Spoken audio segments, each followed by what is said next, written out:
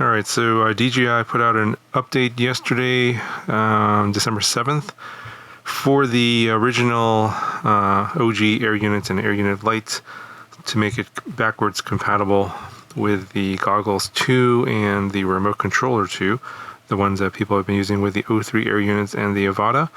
So this is something that I think a lot of people already know about because everyone made videos on the beta firmware that came out not that long ago, maybe a week or two ago. So DJI has put this out a lot faster than I expected. There were some latency issues with that beta firmware, which I can tell you I think are resolved. At least on this setup here, this has the Phoenix HD for RunCam. I was having some latency issues on the beta firmware and not on the released firmware, so at least that's fixed. I also tested the Nebula Pro and the original DJI camera, and I didn't notice any latency there either, so I think it's okay.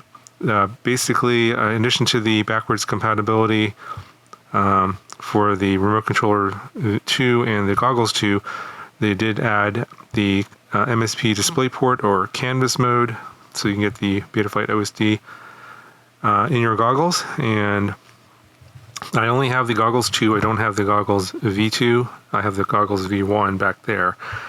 So I can't tell you how that OSD works on the Goggles V2, so hopefully someone else will make a video about that, but I unfortunately don't own those goggles, so I can't tell you anything about that.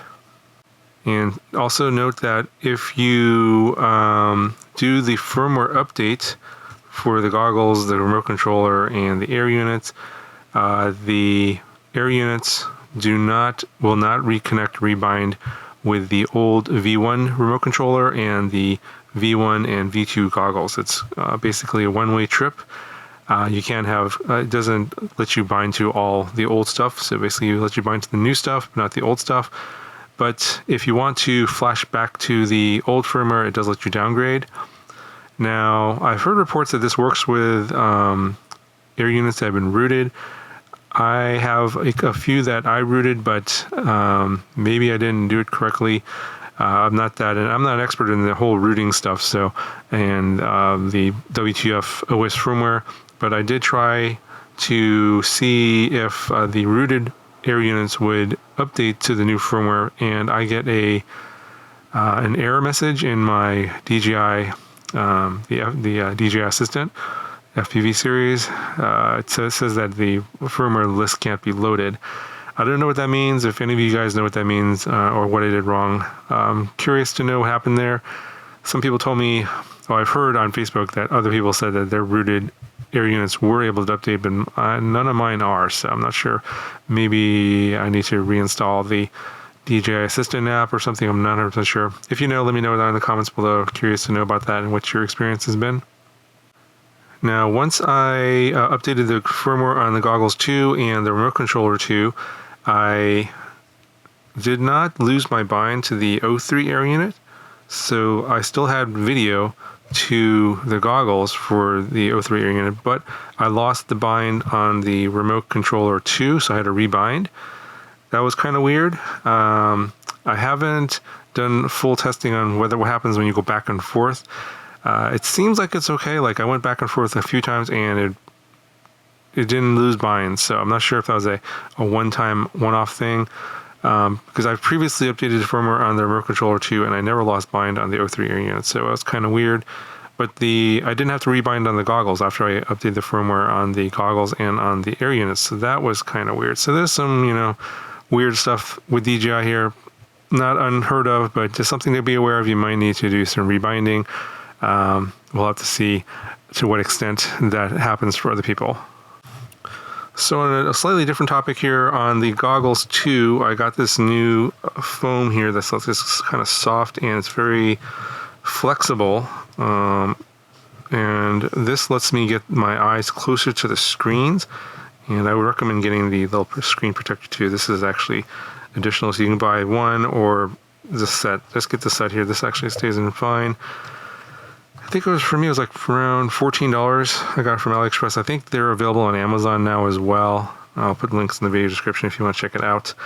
But now that I have this foam here, I can get my eyes closer to the screen, so a lot of the blurriness that I was mentioning in the original review of the O3 Air unit is completely gone now. In fact, this image with this setup here for me, with this foam, is actually better than my original V1 goggles. So before, because of the stock foam that came, the stock faceplate that came on the goggles too, I was having trouble getting my eyes close enough to the screen, so I was getting like this vignetting around the edges and those extra blurriness. But now that I can get my eyes really close to the screen, I can see the whole screen no problem, and I just have a little bit of blurriness in my left eye on the far left, because of my astigmatism, because these aren't prescription lenses. They're just they just have the diopters, which is actually, you know, it's kind of funny because now this is actually a better image than what I'm seeing in my V1 goggles, and I have prescription lenses in my V1 goggles. So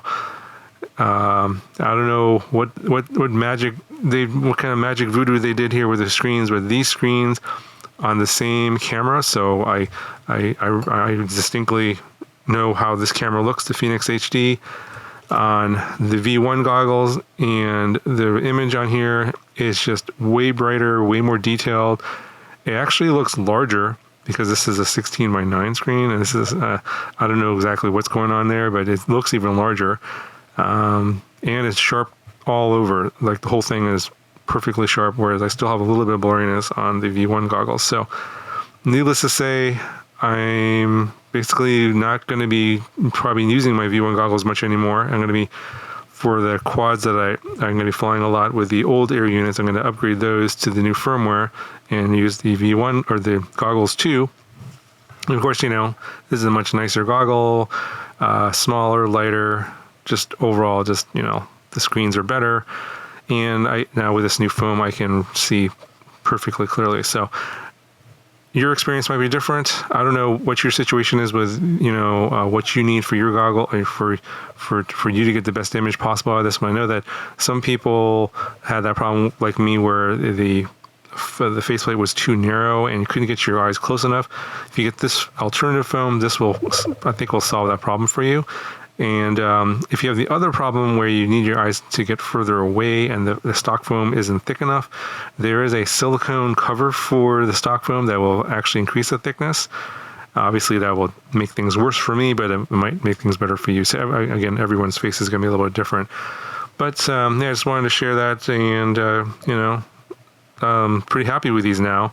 Actually can see better with these than any goggle that I currently own. Sky Zones, the Walk Snail avatars, pretty much everything. This is like the best picture of any FPV goggle I currently have, so kind of happy about that. Anyway, good to know that DJI is continuing to support the old Air units, so that they're going to bring these forward for those of you guys that still have a lot of these around and want to continue to keep flying them, and you want to go upgrade the goggles and the controller, you can do that. So pretty cool. That's good for this video. Talk to you guys in the next one.